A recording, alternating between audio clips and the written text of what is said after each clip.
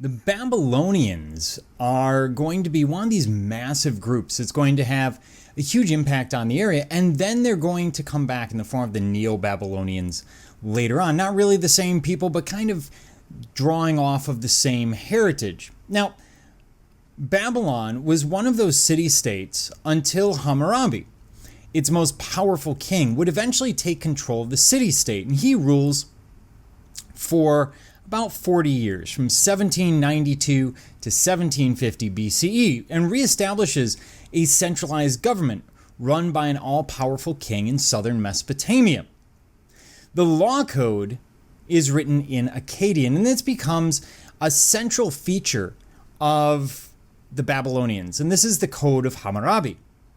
Now, there are many examples, but this is effectively precedent law. In other words, this was the ruling in one case, and therefore in similar cases, this is how one would expect the rule to come down. And what we see is literally an eye for an eye. So if you steal from the temple property, he will be put to death, as well as the person who receives the stolen goods. If you rent and wreck a boat, then the renter shall replace the boat with another boat.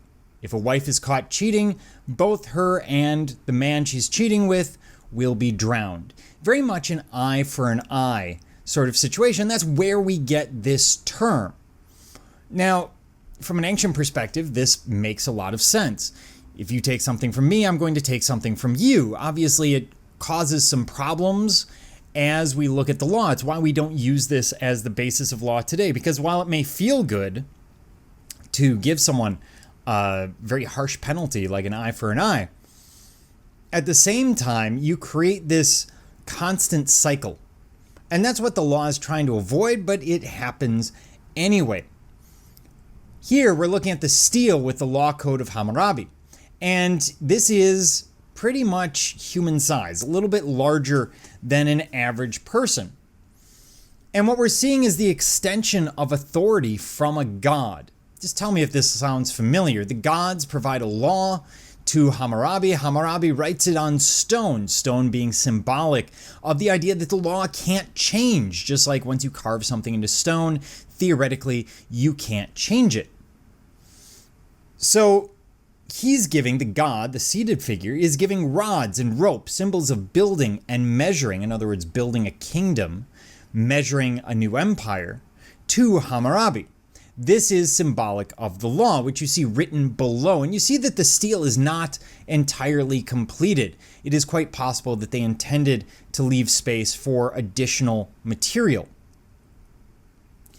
And what you see at the top are these twisted or composite figures. Hammurabi with his chest towards us, but his feet and head facing the god doing the same thing back. That classic composite figure we're going to be dealing with for some time.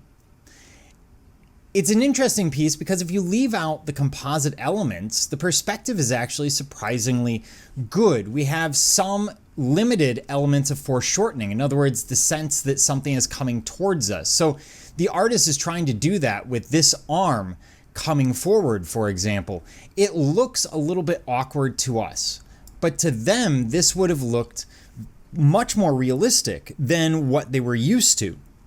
And of course, you carve it into stone, as I said, to give it an air of permanence. Here we see the use of cuneiform in stone, creating this idea that not only is this the law of God, something greater than the ruler, but this is an eternal law, a law that cannot or should not be changed. And at the end of the day, its purpose is ultimately to give Hammurabi power, to say that he gains his rightful place as ruler from the gods. At the same time, we get the sense that his laws, his rulings are coming directly from the gods and therefore should not be questioned. Very powerful position to be in if you happen to be ruler, and it creates an incredible piece of propaganda, encouraging people to see him as a god, as a figure who should not be questioned and should not be fought with or murdered. I mean, we like to avoid murder.